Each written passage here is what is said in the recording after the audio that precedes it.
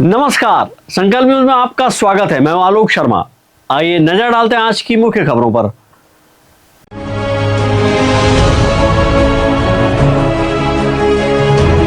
सावधानी और सुरक्षा को लेकर एसडीआरएफ मॉक ड्रिल।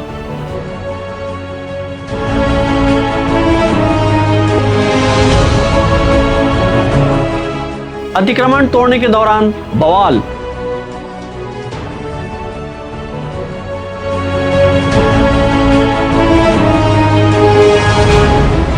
और शून्य बिल की ओर बढ़ रहा रुझान, बैंकों में पहुंच रहे ढेरों आवेदन। अब खबरें विस्तार से। बाढ़ की स्थिति के दौरान लोगों तक राहत पहुंचाने और उनके जीवन को सुरक्षित करने का प्रशिक्षण देने राजनांदगांव शहर के रानी सागर में राजस्व एवं आपदा प्रबंधन द्वारा एसडीआरएफ की टीम के माध्यम से मॉक ड्रिल किया गया। राष्ट्रीय आपदा प्रबंधन प्राधिकरण नई दिल्ली द्वारा राज्य में आपदा को दृष्टिगत रखते हुए राजनांदगांव शहर के रानी सागर तालाब में पूर्वाभ्यास का आयोजन किया गया। मॉक ड्रिल में आपदा के समय होने वाले कार्यों, सावधानी और सुरक्षा बचाव को लेकर अभ्यास किया गया। शहर के रानी सागर में राज्य आपदा बल भोपाल की टीम ने बाढ़ आपदा राहत बचाव कार्य का प्रदर्शन किया। रानी सागर में एक नाव में कुछ लोगों को बैठाया गया, फिर इस नाव के पलटने के बाद उन्हें बचाने टीम को त्वरित तैयार किया गया और डूब रहे लोगों को कुशलता के साथ बचाया गया। अपने जो मंत्रालय राहत शाखा के द्वारा पूरे प्रदेश में हर जिले में एक मॉक ड्रिल का आयोजन किया गया है और हर जिलों को अलग अलग टास्क दिया गया है। इसी क्रम में राजनांदगांव जिले में अगर कहीं किसी क्षेत्र में बाढ़ आ जाती है, बाढ़ में अगर कोई फंस जाता है व्यक्ति या कोई, उसको कैसे निकाला जाएगा, और बाढ़ प्रभावित क्षेत्र में अगर कोई घर है या कोई बिल्डिंग है, अगर वो कोलैप्स हो जाता है, उसमें अगर कुछ लोग फंस जाते हैं तो उसको कैसे रेस्क्यू करके बाहर निकाला जाएगा। इसके लिए हमारे एडीएम साहब हैं और जिला प्रशासन की टीम, अपने हेल्थ डिपार्टमेंट की टीम, होम गार्ड्स, भोपाल से हमारे जो स्पेशल टीम आई हुई है, जो कि इसमें बताया गया था कि जो बॉर्डर के जो जिले हैं वहाँ पे दूसरे स्टेट के एसडीआरएफ की टीम आएगी। इसमें हमारी भोपाल की एक टीम आई है एसडीआरएफ की, उसमें एक इंस्पेक्टर और एक कमांडेंट साहब आए हुए हैं। राष्ट्रीय आपदा मोचन बल के द्वारा किए गए इस पूर्वाभ्यास को देखने स्थानीय लोग भी उपस्थित थे। इस दौरान एडीएम सीएल मार्कंडे ने कहा कि बारिश के दिनों में कई क्षेत्रों में बाढ़ की स्थिति निर्मित होती है। ऐसे में इस पूर्वाभ्यास के जरिए लोगों तक त्वरित राहत पहुंचाने और बचाव कार्य का बेहतर संचालन करने में मदद मिलेगी।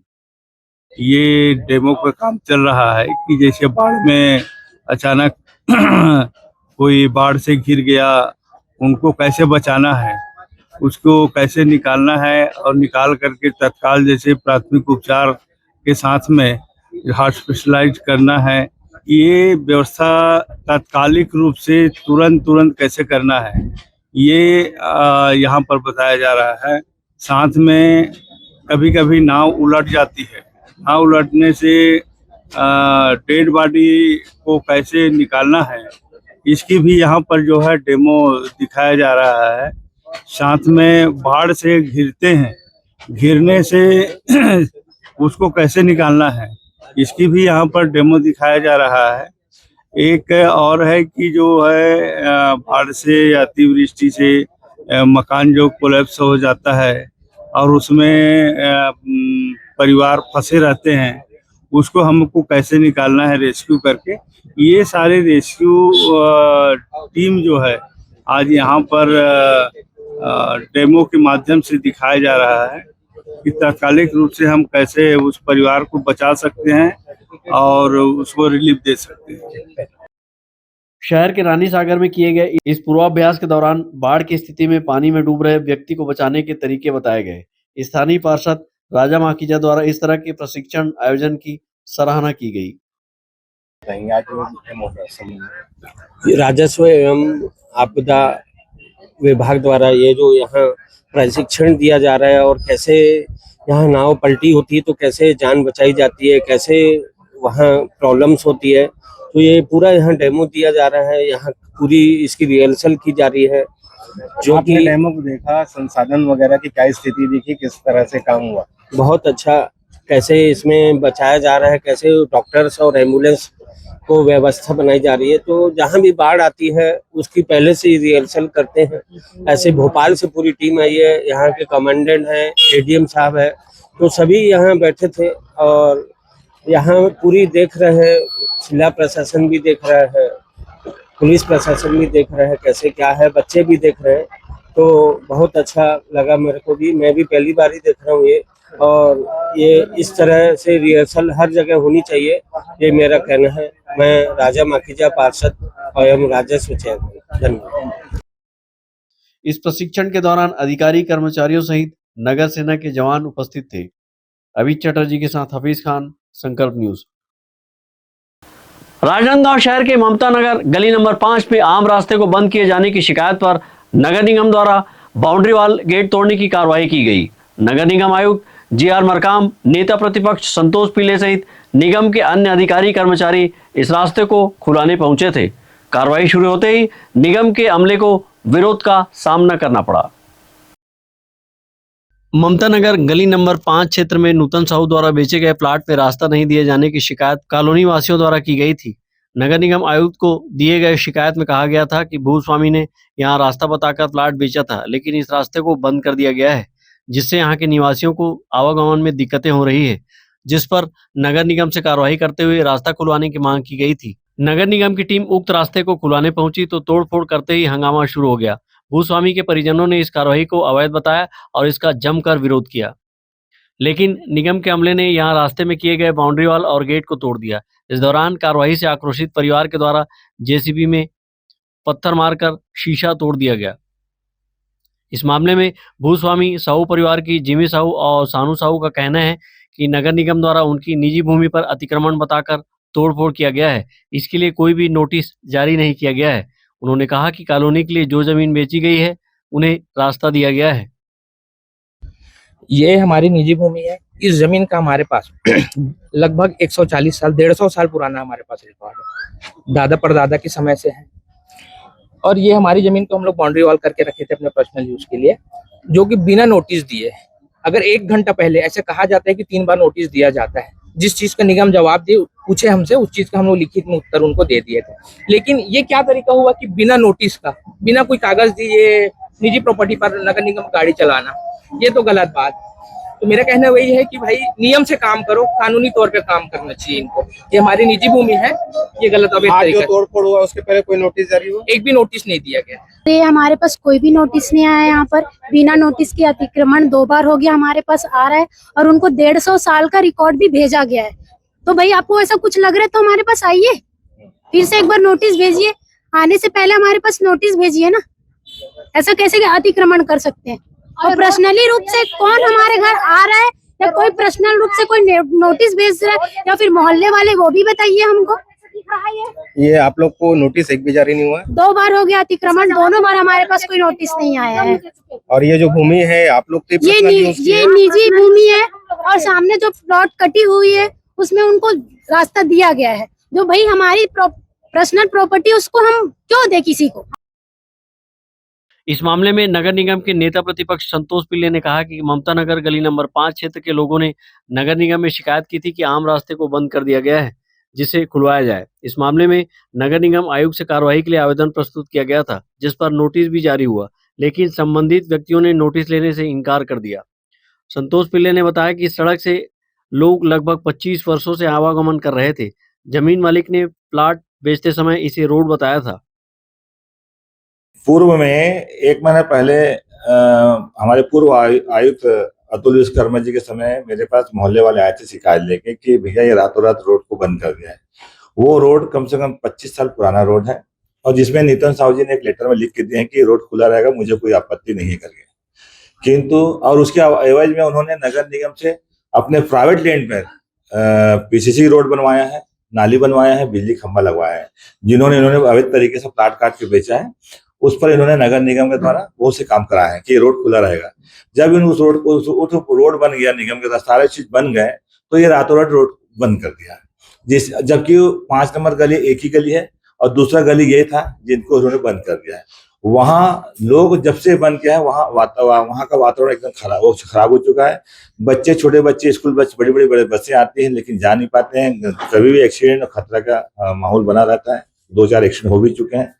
वार्ड वाले के मांग के अनुसार हमने नगर निगम प्रशासन को एक आवेदन दिया कि इस रोड को खुलाया जाए। नगर निगम प्रशासन ने पहले भी जाके खुलवाया था, उसके बाद फिर इन्होंने बंद कर दिया। अब नए आयुक्त आ गए तो इनको भी हमने मांग किया, सर वो आप पिछले आयुक्त ने खुलवाया था, इन्होंने फिर अब बंद कर दिया, आप आए तो। इस आयुक्त साहब ने भी जाके निरीक्षण किया, जाके देखा, लोगों से मिला, वाकई वहाँ समस्या बनी हुई है। ये रोड नहीं खुलेगा तो वो कम से कम स्थिति खराब हो जाएगी। तो निश्चित तौर पर सारे मोहल्ले वाले की मांग को देखते हुए, वहाँ के पार्षद की मांग को देखते हुए आज नगर आयुक्त साहब ने पूरा मामला लेके गया था। उनको पहले नोटिस दिया तो उन्होंने नोटिस लेने इनकार किया, कोरियर द्वारा दिया तो इनकार कर दिया। ना तो निगम में आके बैठ के बात कर रहे हैं, ना तो सुन रहे हैं। इसलिए आज निगम प्रशासन ने जाके उसको दरवाजा को हटवाया है और आज रोड को खोला गया है। कॉलोनी वासियों ने कहा कि जब इनके द्वारा प्लाट बेचा गया तो इसे रास्ता बताकर बेचा था। इसे उन्होंने लिखित में भी दिया था। अब रास्ता नहीं देने से आवागमन में दिक्कत हो रही है।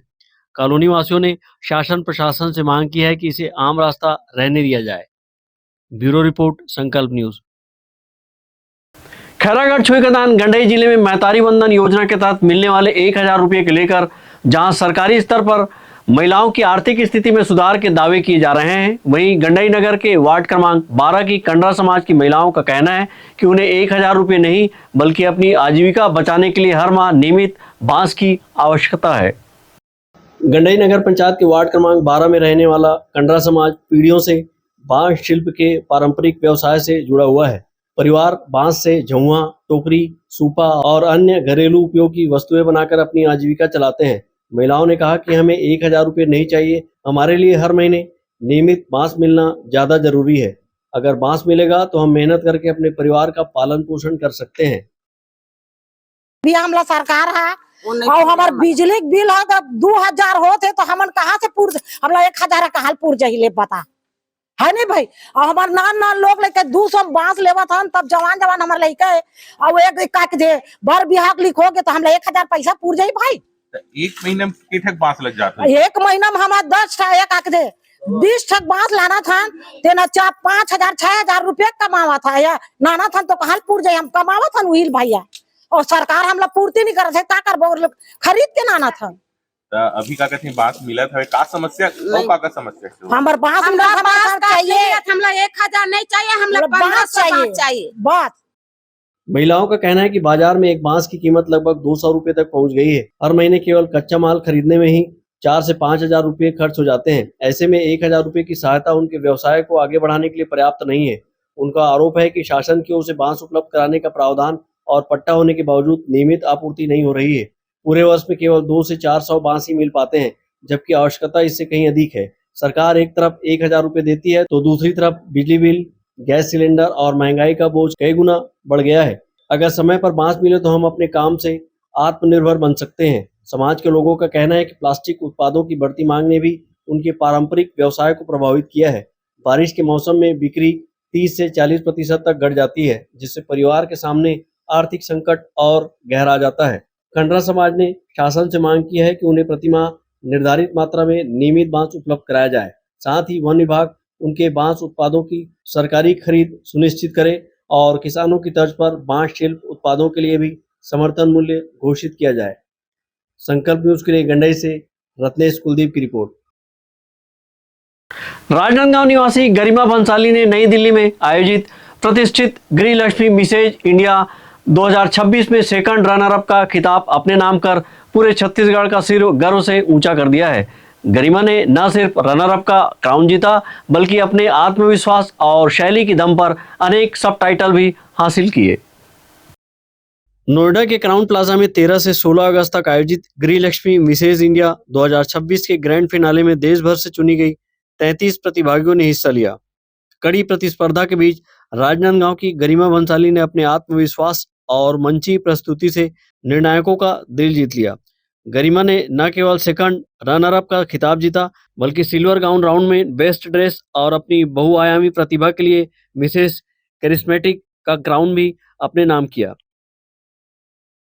मैंने गृह लक्ष्मी मिसेस इंडिया 2026 में पार्ट लिया था एंड ये दिल्ली में ऑर्गेनाइज हुआ था। दिल्ली के नोएडा में मयूर विहार क्राउन प्लाजा में ये ऑर्गेनाइज किया गया था और इसमें लगभग 35 कंटेस्टेंट्स थे और मैंने सिल्वर कैटेगरी में पार्ट लिया था एंड मेरी कैटेगरी में 11 कंटेस्टेंट्स थे और उन 11 में मैं तीसरे नंबर पे आई हूँ एंड मुझे इस मंच से बहुत कुछ हासिल हुआ है। लोग अक्सर सोचते हैं कि ये जो ब्यूटी पैजेंट्स होते हैं वो खूबसूरती और पर्सनालिटी के ऊपर बेसिस होता है, बट ये उससे कहीं ज्यादा मायने रखता है हमारा कॉन्फिडेंस और हमारा मोटिव। हमने क्या स्ट्रगल किया, हमने क्या मेहनत करी, वो मायने रखता है।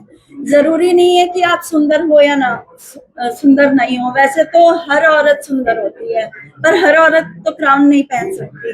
क्राउन वही पहनती है जो उसके काबिल होती है। जो कॉन्फिडेंस होना चाहिए, एक जज्बा होना चाहिए, वो एक चार्म होना चाहिए, वो एक हिम्मत होनी चाहिए कि आप अपनी आवाज वहां पे उठा सको। ये प्लेटफॉर्म मेनली हमको एक वॉइस देता है कि हम औरतों के लिए basically it's like women empowerment. Garima की यह सफलता सिर्फ एक सौंदर्य प्रतियोगिता की जीत नहीं, बल्कि अनुशासन और समर्पण की कहानी है।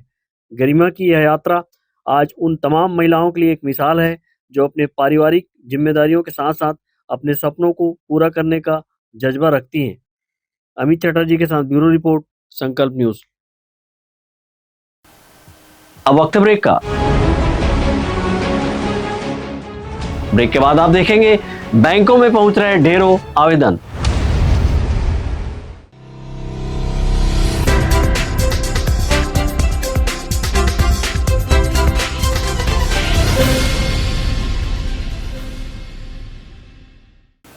ब्रेक के बाद आपका स्वागत है।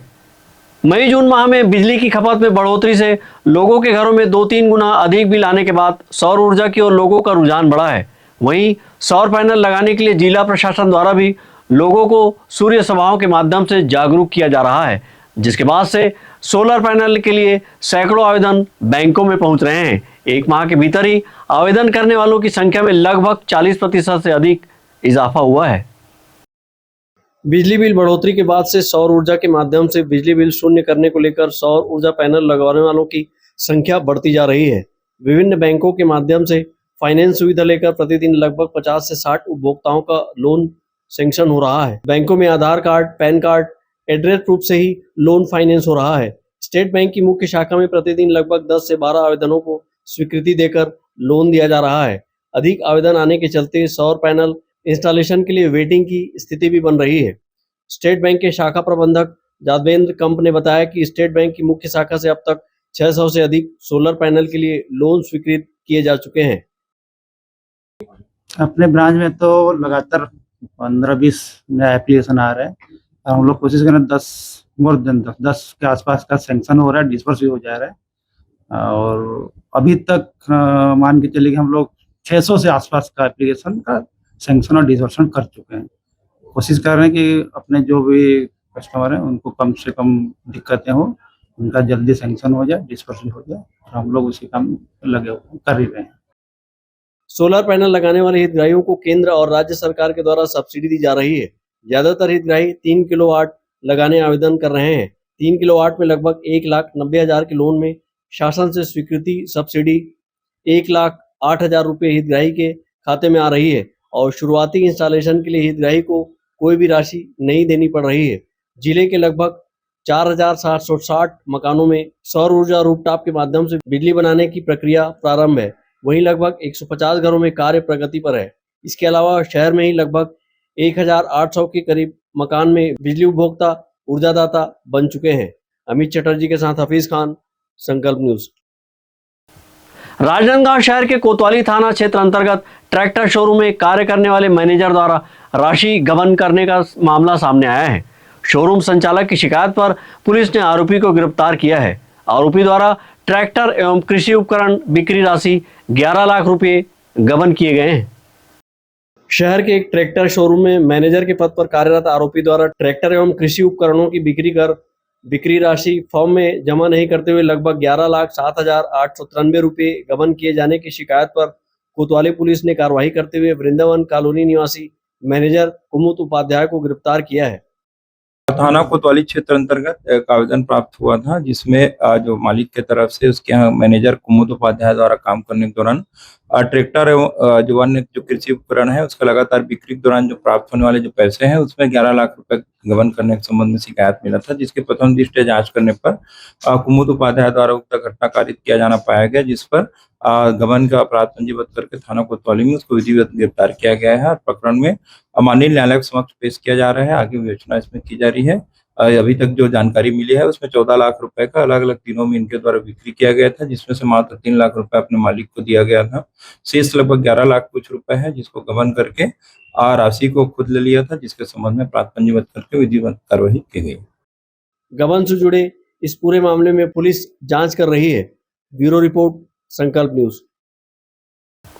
केसीजी जिले के शहीद नगरी छुई खदान के बाजार लाइन मंगल भवन में संत शिरोमणि गोस्वामी तुलसीदास जी की 529वीं जयंती श्रद्धा भक्ति के साथ मनाई गई। कार्यक्रम में मुख्य अतिथि के रूप में राजा गिरिराज किशोर दास, नगर पंचायत अध्यक्ष नम्रता देवी वैष्णव उपस्थित रहे।